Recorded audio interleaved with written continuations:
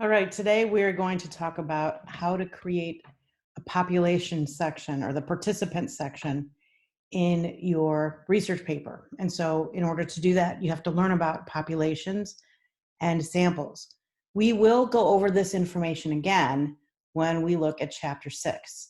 But let's get started now with a little bit so that you can begin that section of your research proposal. When we go over it later, it will just solidify what you're already doing, and you'll already have an introduction to it. So I think that information in chapter 6 will be more easily absorbed by you and easier to understand. And so basically, you probably learned this like in 4th grade, but a population is a group of something that you're interested in. Like, let's say polar bears that live in Antarctica or polar bears that live in zoos. Those are two different populations. Another population might be polar bears in general. Another population might be polar bears that live in the Arctic. Another population might be people who live in nursing homes or people who got the COVID illness. There are lots of ways to look at a population. It's a group that you're interested in. It's the whole group that you're interested in. A selection of that group is a sample. So a sample is a subset of that population. Hopefully, when you choose it correctly, then that sample will represent the whole population. So for example, if you want to take a sample of polar bears from zoos, then you would want to sample all of the zoos to look at the polar bears. You might just say, we're only going to sample polar bears that are held in zoos in the United States. Well, that's not a complete representative sample of all of the polar bears in zoos throughout the world. And even if you did decide that your population was just polar bears in the United States, then you still want to represent the zoos throughout the United States, not just one zoo. Okay, so you want your sample to represent the population.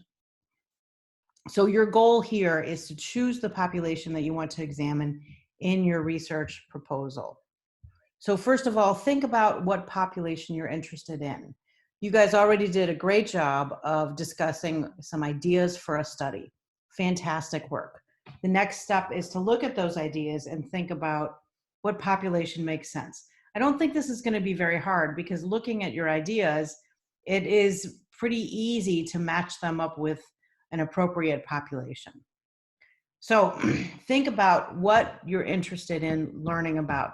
Are you interested in learning about college-age students or adults or children or teenage boys or incarcerated women or, faculty, university faculty who live in states that start with the letter M, like all kinds of things.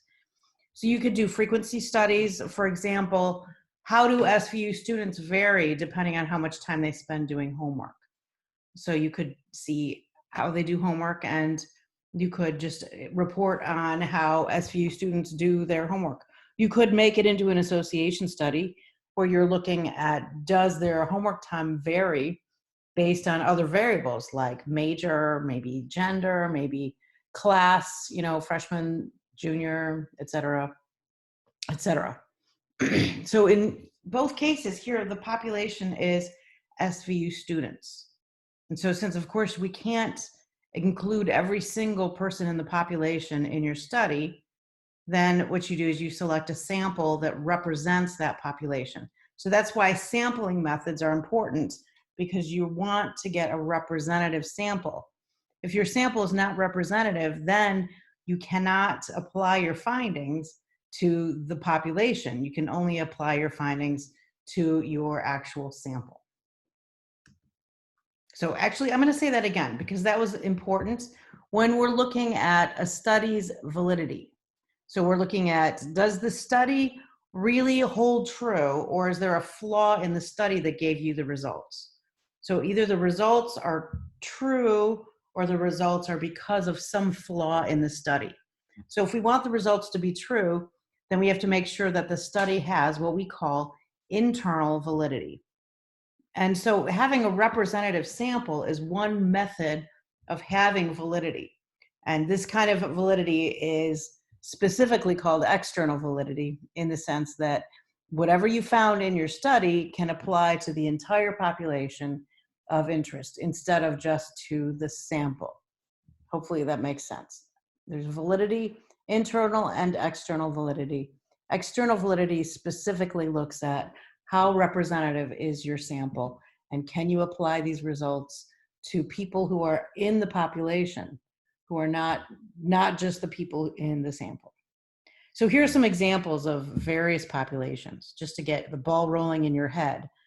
Population could be all college students. It could be all the students at SVU, university professors, all the professors at SVU, parents, single parents, divorced parents, men, women, children, grandparents, teens age 16 years old, people with French ancestors, people who are addicted to Mountain Dew, etc. So all of these are examples of populations. And then what you want to do for your study is take a sample of whatever your population of interest is. Here are some examples from the literature. So I want you to see how these are described in articles. So here we've got this description of participants. In this article, it says participants were 663 consecutive children. Well, consecutive means that they came one after another to this clinic. And so it doesn't mean that they were like consecutive in the name rolls or in the birthday rolls or whatever. It means that that's the way they showed up to wherever they recruited them from. Consecutive is just means that they came in this order and this is where they came. And so we just recruited them. The next person that came, we recruited them. The next person that came, we recruited them. So they're consecutive children between the ages of 7 and 19. So they give you the age. Now here, they're kind of giving you results as well as the participant description and the methods. So in your study proposal, of course, you can't give results because you don't have results. So what you're going to do is say this is the plan instead of saying this is what happened. So you would say we're going to recruit 600, and they probably didn't plan on 663. So let's say they planned on 660. They plan on recruiting this number of children, and they will be between the ages of 7 and 19.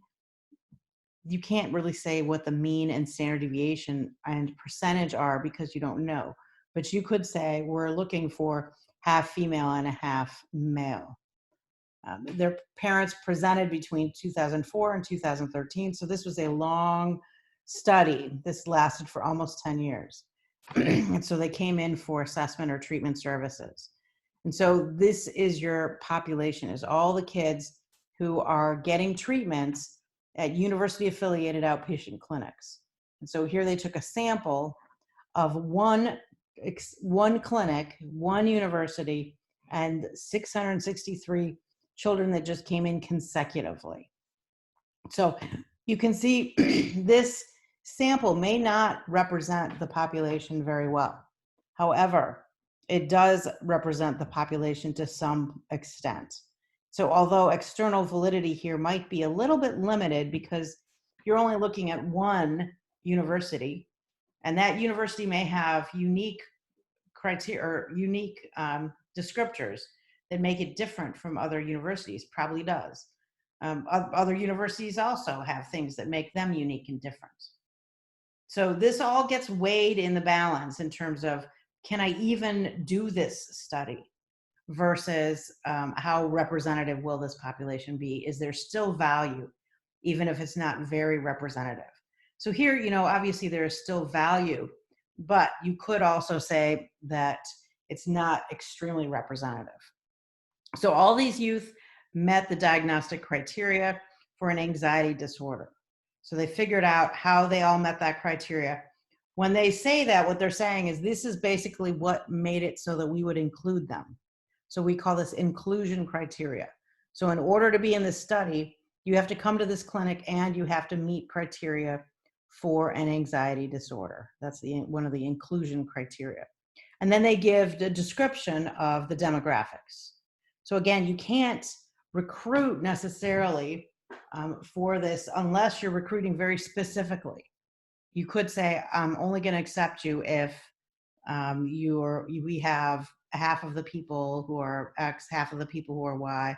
You could make a sample, a randomized sample where you're only looking for certain things. We call that a stratified random sample. And you can stratify on variables like gender or marital status or race or income or whatever.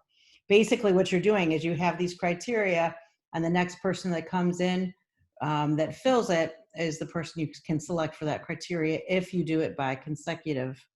Or you could say, here are the criteria. We're going to randomly select people, and the people who agree to participate will fill up this criteria. As soon as one of the criteria is full, then we're going to close it, so that the next person who meets that same criteria, that box is full, so they don't get recruited. Someone else gets recruited. This can be really useful when you have a study with a population that tends to be very, very skewed.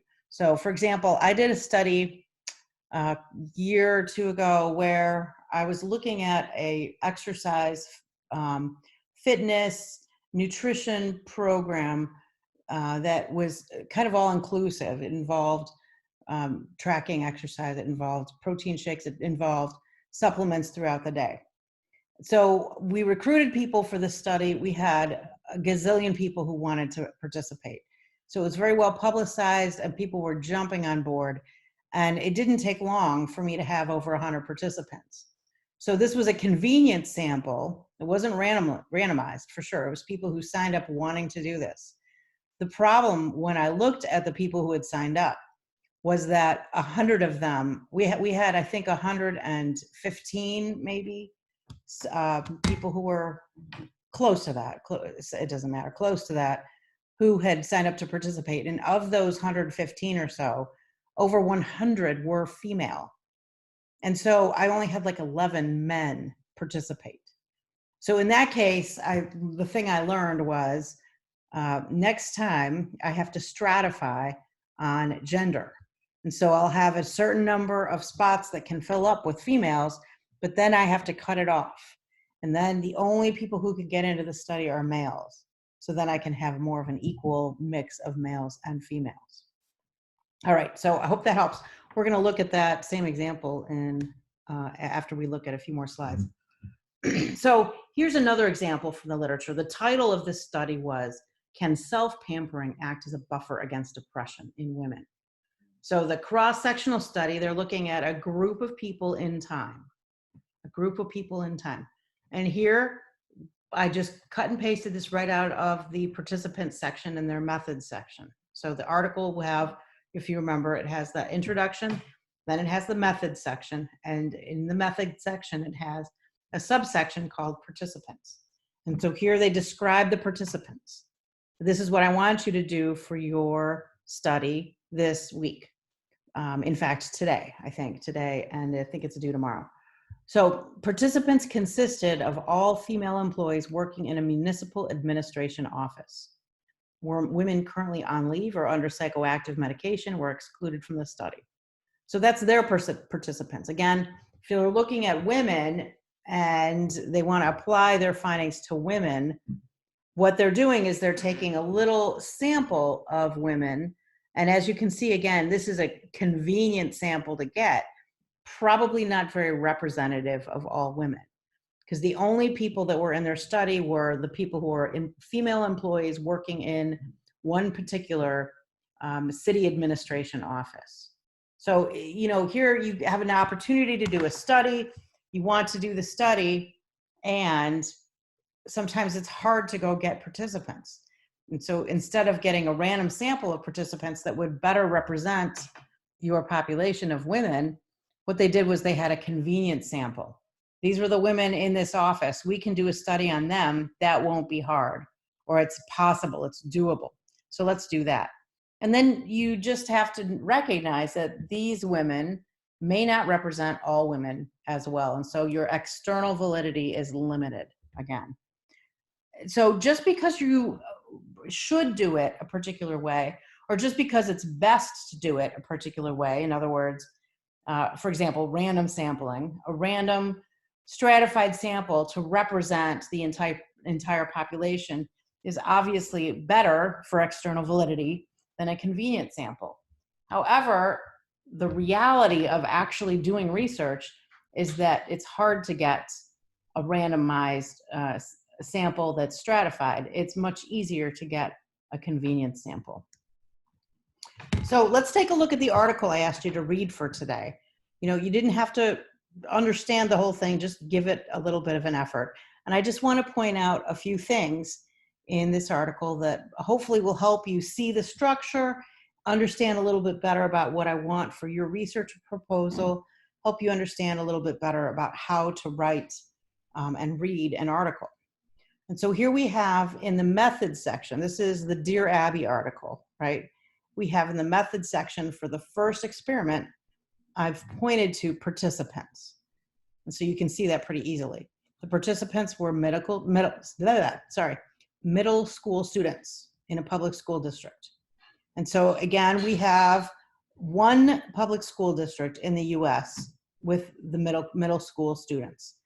Is that representative of the US? Well, it could be more representative than worse samples. However, this is one public school district in all of the United States. And again, we're looking at probably more of a convenient sample than anything else. However, it's better than nothing for sure. And you can make great applications, even though the external validity might be a little bit limited. So as you see, all middle school students, 6th, 7th, and 8th grades in a public school district in the United States. That's who their participants were. They invited anyone there to participate. Then what happens is they are doing what we're going to say is a little bit of analysis of who got in to participate. So you're randomly assigning all the students who completed a particular thing in order to be in the study. And so what we're saying is they assigned the students who began the first session to a condition. But there were some students who didn't finish. And so they still include this in their analyses, even though they didn't finish the condition. This is a way of just making sure there's no bias. It seems really messy at first. You would think, well, why would you include them? They didn't even finish the study. But there's an argument that maybe there's something special about them. And so you should include them anyway, just to be conservative in terms of your external validity of your findings. Okay, so that's what intention to treat means. It means that we intended to have them in the study, but then they dropped out. But we'll still include them because we're using our intentions at the beginning of the study, not who we actually ended up with. Don't worry about too much about that. We'll bring it up later. But a lot of times what I'm doing here is I'm introducing you to some ideas so you can sort of kind of stack them in your mind. And then when we come back to them, there'll be a little bit of familiarity there. So don't stress about understanding everything. Here again, experiment 2. So if you remember looking, this Dear Abby study had 4 different experiments in it. And they went through and described all the experiments. And in those experiments, I'm just pointing out what it says about different participants. So here in experiment number 2, the participant says, we recruited participants via Amazon Mechanical Turk. Now, Amazon Mechanical Turk is kind of a way of getting research participants where you can just kind of sign up to go get a bunch of participants. You have to pay for them. You may not have to pay very much per subject, depending on what you're asking them to do. And so if you go sign up for Amazon Mechanical Turk, you can fill out lots and lots of questionnaires. You may get paid 7 cents per questionnaire, 12 cents, 95 cents. But most of them are around, like 10 cents, something like that. They might be very short tasks for a 10-cent, participation. If you're doing research and you need subjects and you're like, I don't know where to go get these, I want something easy, something very doable, you can just go sign up on Amazon Mechanical Turk as like a researcher or a recruiter. And then what you do is you put out a questionnaire for people to fill out, and then you say how much you will pay them to do it. And so here again, you're still getting a selection bias. In other words, the sample that is doing this are people that know enough to do Amazon Mechanical Turk, who have access to computers, who can do this in their spare time. And so maybe really busy, hardworking people don't ever do this. And so you don't get them as potential subjects in your experiment. So again, limiting validity, external validity, but making the study doable. Those are always some things we have to balance. Can you even do it? And then how much external validity are you giving up with the population that you're ending up getting, or the sample you're getting? And so here in experiment 2, they recruited participants with Amazon Mechanical Turk, which they call MTurk, and they opened the survey to a little over 700 participants. The reason they picked 88 per condition is because that's what their power analysis said to do. And so the second part of that paragraph talks about a power analysis. A power analysis is a thing that you do to figure out how many subjects will be enough. We'll talk about that in a sec. Third study, recruited pursuers followed by yoked predictors. 176 participants, 88 per condition, etc. So they talk a little bit about who those people are. They give their gender percentage, so 54% female, and they give their age, 37 years old, plus or minus, you could think of plus or minus 12. So if you look at these examples, what you kind of see is a pattern, the basic for giving the descriptors for your population and your sample.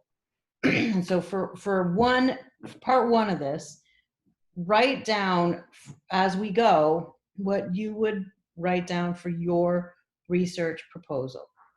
So the thing to fill in the blank here is participants will we will recruit X number of whoever your participants are. So for example, we will recruit 100 men who are participants in college football. Maybe that's your population and that's your sample is 100 men. So your population will be anyone who's doing college football and your sample is 100 men. Or you could say we will recruit 25 sixth grade girls. Or you could say participants will include 60 students at Southern Virginia University who are music majors. So those are basics. Write down what you would include in your description of your population and sample. So just take a second, jot that down. And the next part is to describe gender and age of what you plan to do. Again, remember, we haven't done this and you won't have done it. And so all you can do is write down the plan. And so for gender and age, for that first example, you could say we'll recruit 100 men age 17 to 28 who are participants in college football.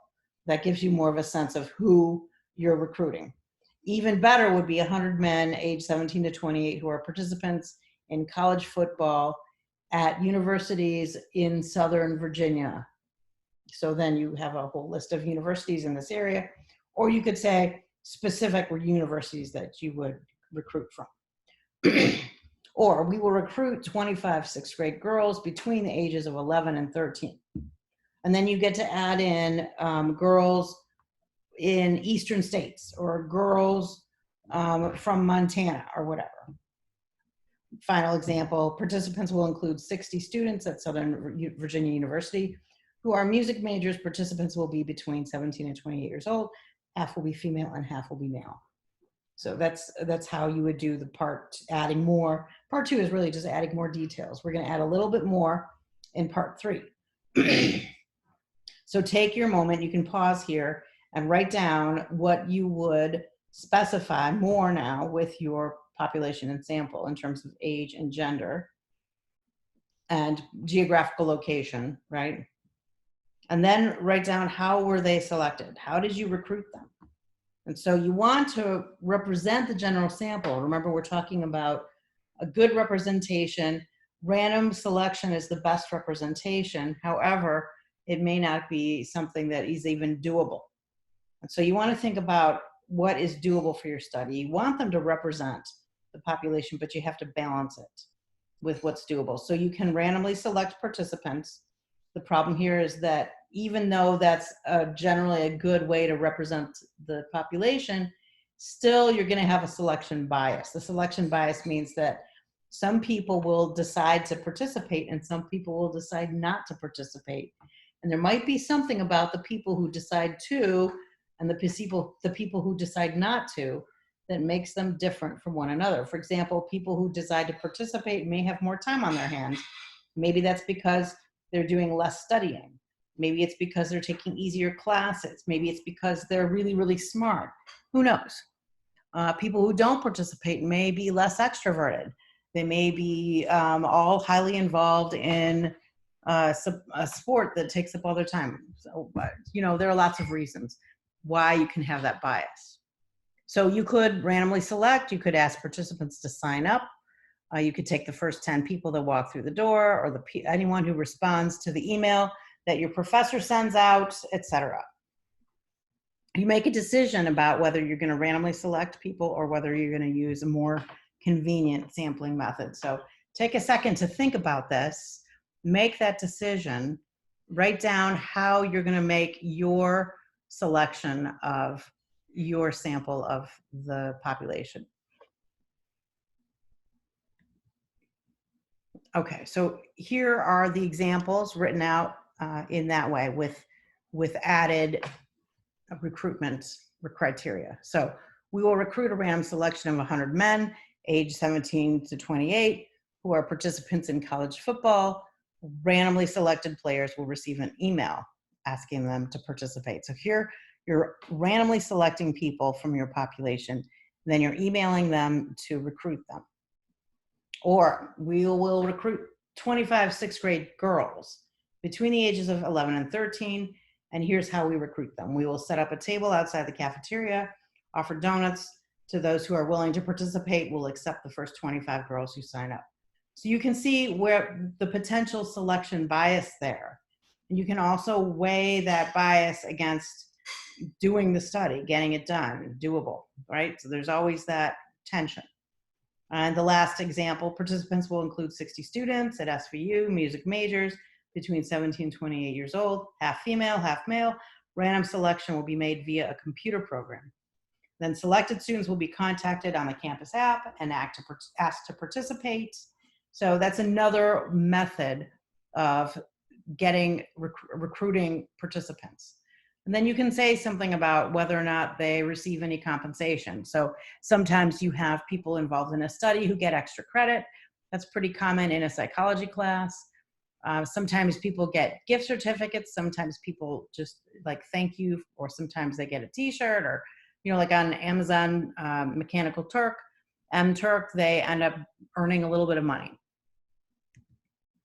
So again, take a look at that previous example and you can kind of check out how they presented all that information. 663 consecutive children, now you know what that means, between the ages of 7 and 19. Here's the percentage of female, here's the percentage race, here's how they did this. They had to have the anxiety disorder, and here are some demographic information that you can't have, of course, in your proposal because you have not collected these data. So hopefully that made more sense to you at this point. So write yours out. Your participants will include what's the gender, what's the age, how do you select, how do you recruit? Did they receive compensation or rewards? And this is what you're going to write out for this week's participants assignment. You're going to also add your measure. So you selected a measure yesterday, hopefully, or you will select one like today, and you're going to write that out also in that same document that you turn in. So you'll discuss what are the participants going to look like and what measures will you use. And remember, when you write out those measures, you describe the measures and you add reliability and validity data. So here's that article you had to read for today, the Dear Abby article. Should I give advice or receive it? We're just going to look at a couple things here in this article. So let me first break down the introduction for you.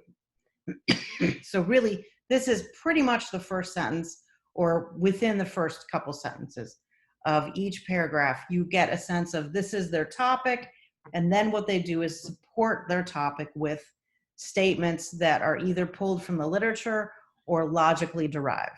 So they said, when we're stuck or unsure what to do, we seek advice. This is sort of like, yes, this is what people do. And then they expand on that using data to support what they're saying. The next topic was, so the problem is when we're stuck, we seek advice. Now, here's another piece of it. In order to achieve our goals, you have to be motivated. And so that's the next idea. Successful goal achievement requires motivation. So here they support that by discussing the research that shows whether or not seeking advice could be harmful, stigmatizing, useful, etc. So they're relating their first idea, when we're stuck, we seek advice, relating it back to the literature on how advice works, and that in order to achieve goals, you need motivation. How does all that work together? What's the past research say? And then they say, here's what we're going to do. We're going to test this idea that people with motivational deficits benefit more from giving advice than receiving it. So the past research, they're going to discuss what the past research is, showing giving versus receiving advice is more helpful. So they discuss that past research. So you can see when they're writing down their article or writing down their introduction, they've got these main ideas, this logical flow. And then what they do is they support each idea with information from the literature. So when they went and did research for this article, for the ideas behind it, they clearly did more research than what ended up in the introduction, because they wanted to have a good command of the literature, a good sense of what was out there. And then what they did was they used the articles that were useful for supporting their various ideas. I'm sure they ran into articles that were not useful, so they left those out. Their hypothesis then is based on knowledge. So based on what they understood from the literature and from the past results, then they can form these hypotheses. So their hypothesis one was, we expect lay people to mispredict this phenomenon. Lay people meaning not experts in motivation or this kind of an area. We expect people to mispredict, so that they're going to think that advice doesn't do what we think advice does. And then we assume people lack basic insight into the role that confidence plays. And so they're making two different assumptions. They're going to test these assumptions, these hypotheses, in their study. In this particular study, they included 4 mini studies all in one article. That is unusual. Usually you have one study per article. But if you're doing a series of studies like this, in order to really be beneficial, most beneficial to the world at large, you want to put them all together in one article.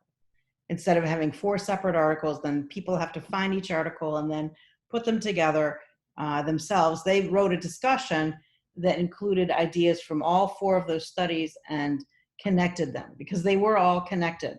They're like a series of different things to do to figure out this entire phenomena. So they wrote one introduction, then they explained 4 different studies. They had methods sections, methods and results for 4 studies. And then at the end of the paper, they did one discussion that looked at all 4 of those studies. In each of the method sections, they had participants, procedures, and they did describe how they measured things, although they didn't put it in its own separate subheading. It still counts. What you'll see as you read more and more of the literature is that there's this basic framework that we're teaching you, but not all articles follow that framework. Some of them do things in a little different order. Some of them don't write in subheadings.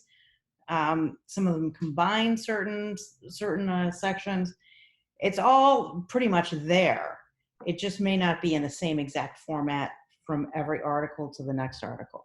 And so just as you develop more expertise and practice and ease in reading, you'll kind of see those things pop out, and you'll understand that this is just how it's done. It's not all the same exact format. So in this study, study one, what they looked at was middle school students.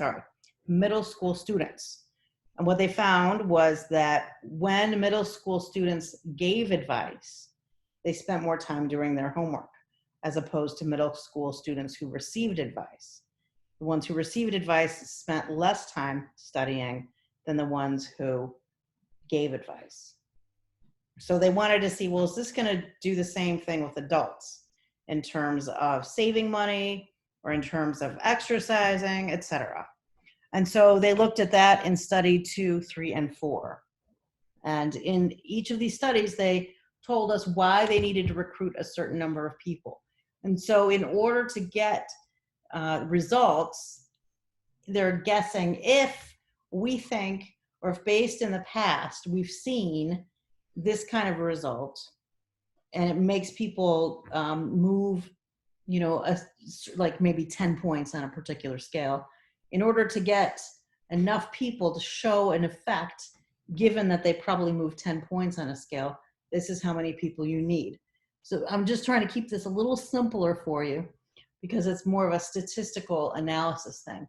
But I want you to understand in a lot of articles, you'll see this power analysis kind of thing. Basically, they're saying, in order to recruit enough people for the study, this is what we did. So of course, you can't do a study on like 3 people. If you read a study and they said, well, we included 3 people, even without any training, automatically you can think, well, 3 people, that's not a lot. That's not a good study. We don't think those 3 people represent everybody. And so a power analysis is sort of a way of getting enough people to be more representative, and more so enough people so that if there is an effect, you can find it. We'll talk about more about that when we talk about type 1 and type 2 errors. But I just want to, again, introduce you to that idea and kind of help you see that's what all that wording is when they say, setting beta, setting alpha, if this many people resulted in this effect, then this is how many people we need to recruit. That's what's called a power analysis. Another thing to notice is in this article, they maintain control of the conditions by keeping what people did as similar as possible between the 2 groups. So for example, they wanted to make sure that both groups had about the same amount of time where they did the survey. Because what if the amount of time doing the survey affected your results? Well, they don't want it to affect one group differently than another, because then your results might be due to the amount of time and not to the actual intervention that you're doing. And so they added buffer questions to one group so that they could keep the amount of time it took to do the survey the same for both. Okay, and then they did something called counterbalancing order effect. So here's what that means. An order, it might be that the order of the tasks you do influences your outcome. So let's say that you're doing a task where the first thing you do is you give advice, and then the second thing you do is you take advice. Well, what if your taking advice is affected by giving advice? Then all the people who did taking advice are going to be affected more by the fact that that was second than they would be by the fact that they're taking advice. Okay, so they don't want that to happen, because if the fact that it's second makes a difference, then you're not seeing the difference being what you're testing. It's the difference is because of the order. And so in order to fix that, what they do is they do what we call counterbalancing. So half the people do the advice giving first, and then half the people do the advice taking first, and then they switch. So then you don't have any order effect. You've counterbalanced the intervention, so there's no order effect that happens. So that's another thing. We'll talk about that again later when we talk about internal validity, but that's another thing that you can see in this article that they did to make sure the conditions were as similar as possible. So again, the goal is to make the experiment so the only thing that explains the results is whatever that manipulated variable was. And that's why you do this counterbalancing. So that's another thing to notice. Okay, that's all for today. Next week, starting June 1st, we're going to look at chapter 4. And so for today, go ahead and do your participant section and your measures, turn that in. We'll have a quiz. We'll do a better quiz. Last week, I wrote this beautiful, beautiful quiz. It was so beautiful. I don't know what happened to it because the only thing you got were 2 questions. And there was a 25-point quiz and it was so lovely and it completely disappeared. And so I thought, well, I guess we'll do a 7-point quiz because that's what you've already done. I can't go back and fix it now. And so I'm going to make up for it so you'll get those points again. All right. Talk to you next week.